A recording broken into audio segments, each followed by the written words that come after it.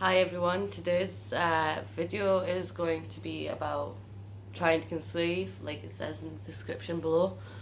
Um, so basically, for me, in a same-sex relationship, we tried for 6 years to have a child with no success. Basically, we got told to do it the day before ovulation and the day of ovulation.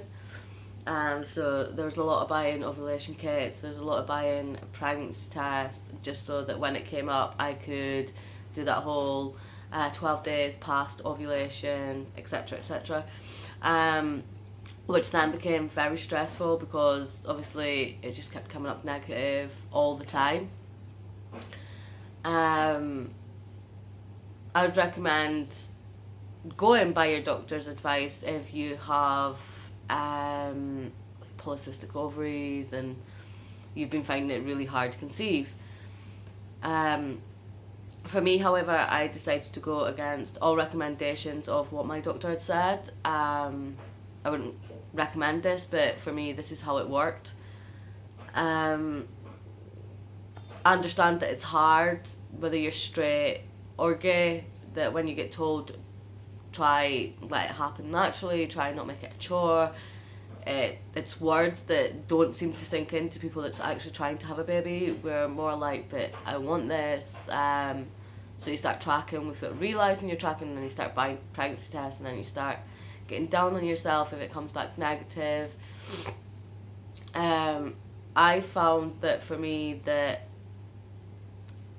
doing it my way worked, and obviously it did because I have a wee baby boy now. I decided to start insemination the day that I finished my monthlies. I decided I'll do it for 12 consecutive days, therefore, you know, just in case the ovulation kits weren't working to the standards, maybe I'd hit it either way, and there'd be a lot of specimen inside me anyways to at least try and catch an egg. So obviously when you're in a same sex relationship, you know, it's all about going by dates and hearing people say it'll work and it'll happen when it happens. Try not to think too much about it is a bit hard. Same as people in straight relationships, it's hard because they start thinking that something's wrong, and you know, they overwork themselves, and then that side in the bedroom department becomes really boring because it becomes a chore. So try not let it get that far.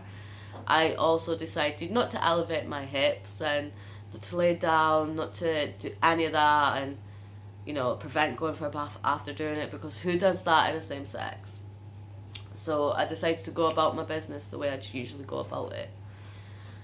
So the amount of money that I spent on ovulation kits was absolutely horrendous. I decided not to track. I decided not to buy pregnancy tests unless I was sure something was different. And that was really hard because I was used to going 12 DPO, 13, blah blah blah blah blah. I decided that, yeah, that I was going to do it my way against all recommendations that I was given. So obviously in a same-sex relationship, I'd recommend like maybe trying to do it a bit often, more often, and like way before your ovulation, because some women can actually ovulate just a few days after their periods. It's just we don't think that we will, so we don't test, and by the time we do, all you're getting is light lines, and that's making you think that you're ovulating, so you're doing it and you've actually missed your window. Obviously clean equipment is a good idea. I'd also recommend that you make sure that the guy is also clean and that you get to know him just a bit more before actually just going, oh, I'll inseminate myself with this guy even though you don't hardly know him. If you're a straight couple, I'd recommend basically, you know, spicing things up a little bit more, making it not so much a chore and carrying on like normal. I know that's hard to say, but yeah, this is my story of how it went, and maybe my story will inspire some of you out there that's having difficulties of conceiving, of trying it, and maybe it'll work, maybe it'll not. But yeah, again, I do recommend it if you have polycystic ovaries or have problems trying to conceive in the first place. Maybe, you know, stick to the stick regime that the doctors give you. So for me, I asked a guy that was online to help me and my partner out. We got to know him over a lengthy period of time before actually inseminating. We inseminated via a 5 ml syringe and a sterile cup. I did this for 12 days, and it became quite an effort on the last 5 days because I was literally trying to keep everything up there. I did it at night, well, not too late obviously, when the guy had finished work. That's when we did it. I just laid down for a couple of hours, didn't elevate like I said, I didn't do any of that. I just laid down for a couple of hours, went for a snooze. So obviously nothing much happened after that. Once I'd finished inseminating, it was just the waiting game, which is the hard part. The waiting game is all about basically, you know, going about your day as you usually do. Try not to buy pregnancy tests or anything like that, and all this that you hear about ovulation tests can give you an earlier response than a pregnancy test is sometimes true, because in my case an ovulation test did come back positive when I finally conceived. So I think it really depends. If you are going to track, you know, like when you're ATPO, to see if there's anything there, I'd recommend getting like a simple volume pregnancy test, because there's no point like absolutely bombing through loads of money just to get negative, or, you know, it's just horrendous the prices that these things go for. So it was about 2 days before my actual period started, 2 days before my period was due, should I say, that I started cramping a lot, which was unusual for me. I started feeling really bad, like sharp pains in my stomach, and I felt a bit nausea. I know that sounds weird, but I felt a bit sick every time I felt the pains. But I thought, oh, you know, my AF was coming, my flow was about to start, and I thought, well, we'll just wait and see. So it came to the day before my period was actually due, and the cramping got a lot worse. Like, it was putting me in tears, it was that bad. And I decided just to buy a pregnancy test, which came back positive, and I have never cried so much in my life with excitement. But the pain, on the other hand, was really worrying me, so I did go to the doctors, because I stupidly looked up, you know, if you're pregnant and you're experiencing pain, what it could be, and the first thing it popped up was ectopic pregnancy, so I was really scared, to say the least. I went in, and they checked me, they got the positive pregnancy test also, and bloods confirmed it. They then booked me in for an ultrasound to make sure that, you know, everything was okay. It turns out it was okay. It was just implantation pain, which for some people they don't realise, and other people like me, I really did realise that it was different for me. However, although I got my positive pregnancy test, I still bled for about 3 days, so it was like having a normal period just before all my periods completely stopped. But I tried, my partner tried for 6 years, should I say, and it was non-successful every time, which caused a lot of strain on our relationship, like a lot.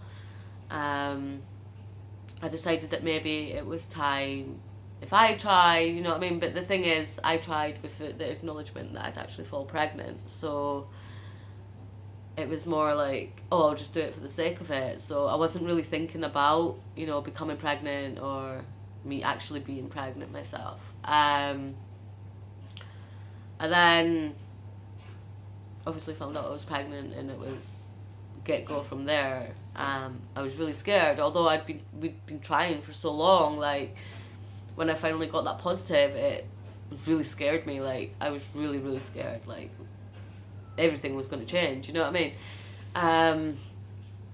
I then decided that maybe it was time to start vlogging about my experience, and maybe it could help others out there. But yeah, like I said, I'd recommend that if you're having problems conceiving, maybe try and get checkups and insist that your doctor checks to make sure everything's okay. That's with female and male and female and female. If you're having troubles conceiving, just ask your doctor, say, look, you're having troubles, and they'll do a few tests and let you know what the outcome is. Polycystic ovaries, I don't want anybody to get down if you do have polycystic ovaries, because it is still possible to get pregnant.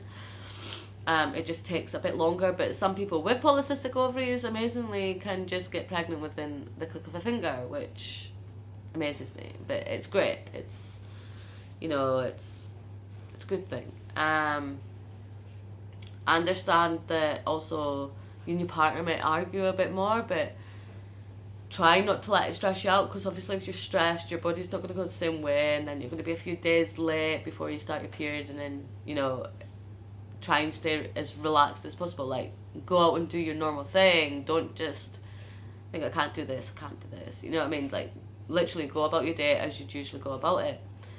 I got asked the question of how exactly I inseminated, and I just want to point out that I inseminated with a 5 ml syringe and a specimen cup. Yes, it was gross, and yes, I wore gloves. I made sure everything was absolutely sterilized before I actually did it. Yeah, it's really hard. Straight couples probably hear it a lot, to try and do it in positions that your hips are raised.